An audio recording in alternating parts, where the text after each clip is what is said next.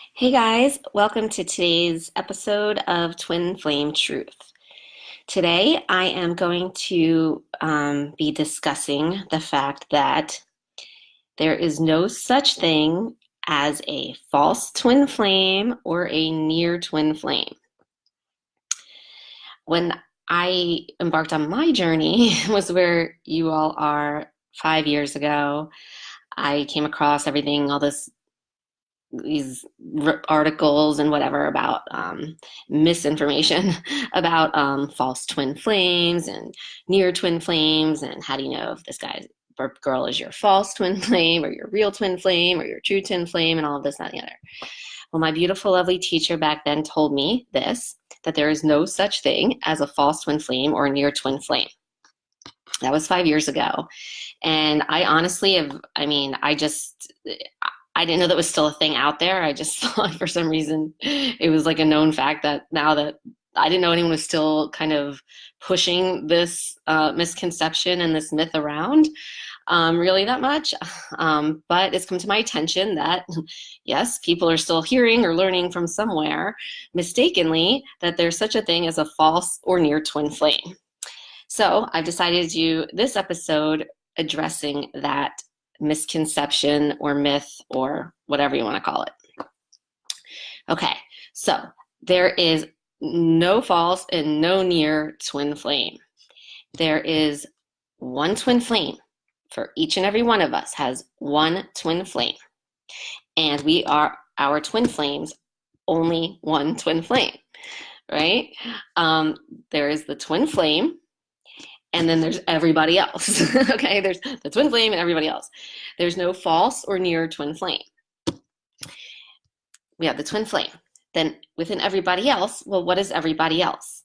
Everybody else that has ever appeared in your physical life is, guess what that's called? A soulmate.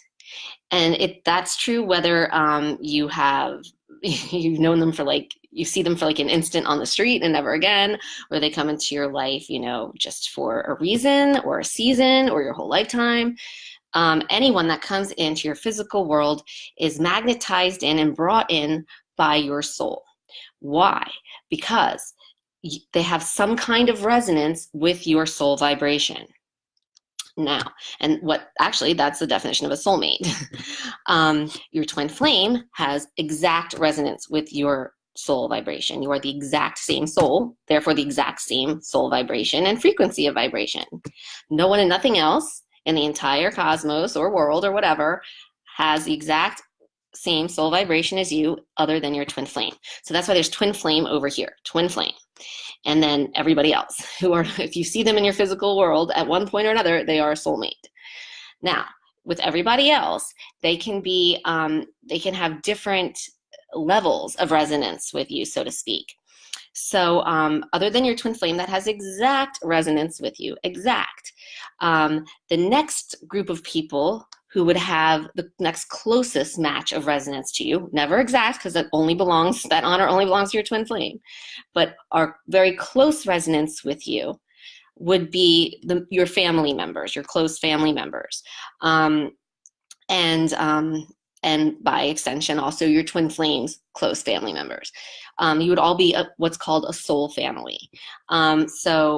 And of course, then they're twin flames too, whether or not, we know who they are or whatever, which they probably don't. But, they would also then be part of your soul family. So those soulmates are in your soul family. They are the closest resonance to you than everyone else other than your twin flame. Because your twin flame is your exact resonance to you. Now, there are other people after your family. There are anyone else that comes in and out of your life, be them good, great friends, be them strangers, be them neighbors, be them people standing next to you in line at Starbucks, be them the jackass who cut you off in his car earlier today, right? All of anyone else that comes into your physical world has some type of resonance with your soul vibration. And it's going to be less than the amount of resonance your family members have with your soul vibration. But and it can be all varying levels. So for example, you have a best friend for life. Well, they are very closely resonate with your true soul vibration. But if they're just a friend, they're platonic friends, you know, you don't have a sexual attraction to them at all, you know, they resonate very closely and strongly with, you know, the part of your soul vibration that doesn't include, you know, sexual romantic attraction. So you meet some guy or girl, pick someone up, or meet them on Tinder and take them home for a fun night or fun hour or whatever, float your boat, and then they're gone, right? Well, guess what? You resonated with them on your sexual wave of your soul frequency, but really nothing else, right? But they still resonated with a part of your soul frequency. Take the person in line next to you in Starbucks. They resonated on a very little teeny tiny bit of your frequency, but I mean, and who knows what it was? Maybe your love of Starbucks, you know, they resonated with that frequency of yours. But what I'm trying to get at here is that everyone who, and everything that is brought into your life is brought into your life by your soul. Your soul's orchestrating everything in your life, and that includes who comes into your physical life. And so anyone that your soul brings into your physical life, which is everyone that's ever been in your physical life at all, has some kind of resonance with your soul. And through the law of attraction, which is not like you have to go and do the secret stuff, the law of attraction is a universal law. It's always constantly working, whether we're consciously manifesting or not. Through the law of attraction, your soul magnetizes in people, situations, and things that resonate with you because they attract to you, because like attracts like. Now remember, none of these people, and even your family members, nothing resonate perfectly, identically, totally with you that other than your twin flame. That and that alone belongs to the twin flame. And that's why that connection is the most sacred one there is. Now, having said that, you know, I want to think about like where this whole concept, wrong concept, but concept nonetheless, of false and near twin flames comes in. Obviously, they're some kind of soulmate if someone thinks they've experienced a twin flame thing with someone else. And I can draw on from my experience, and so many of my students have had the same experience.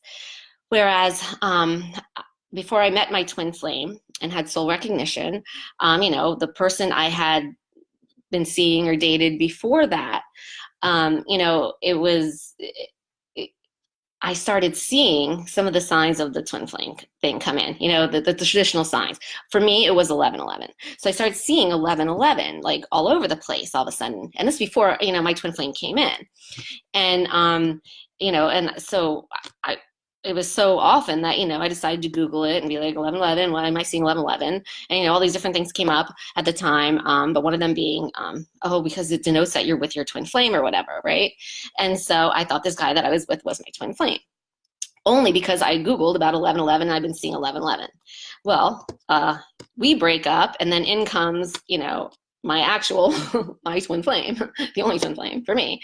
And, you know, of course the 11:11 even increased and, you know, all these other synchronicities and signs started happening and everything. But, you know, at first I was very confused. And I think I even told my twin flame at the time, before I knew that he was my twin flame, that this other guy was my twin flame. So he shouldn't get too comfortable with me, right? It was kind of like, you know, hey, yeah, we can hang out, but, you know, you're not my twin flame. I have a twin flame. But, anyway, so that's kind of how it went. And then, you know, I found out my teacher told me why that happened was because you can start to see signs. I mean, your soul and the universe are going to bring in signs of your twin flame, that your twin flame's about to show up before your twin flame does. And actually, this happens even more as you advance through your journey, you know, as you start working with your energy and you shift closer to alignment with your soul and you balance out your push-pull energy that you share with your twin flame. Before you magnetize your twin flame back in, you know, all these other kinds of signs and synchronicities come in, precede your twin flame coming in again and again and again, every time. It just, you know, there's no logical numerical sequence as to why these things happen and what order they happen in. You could see these signs in order to prepare yourself, or, you know, as stepping stones, or just like your soul giving you, you know, a thumbs up that, hey, you know, you're on the right path. This is the path that you're supposed to be taking. Follow this. Or something big is coming in and, you know, you're about to, you know, you're seeing these synchronicities because they are your soul magnetizing them in, and then your soul is going to really magnetize yourself in the form of your twin flame. So I guess that's where this whole thing of false and near twin flame could have originated from people, maybe going through something like I experienced, like thinking that, oh, this person I was with before my twin flame was a false twin flame because I still saw 1111 or, whatever else happened that could be twin flame-ish. But it's not true. There's no such thing as a false or near twin flame.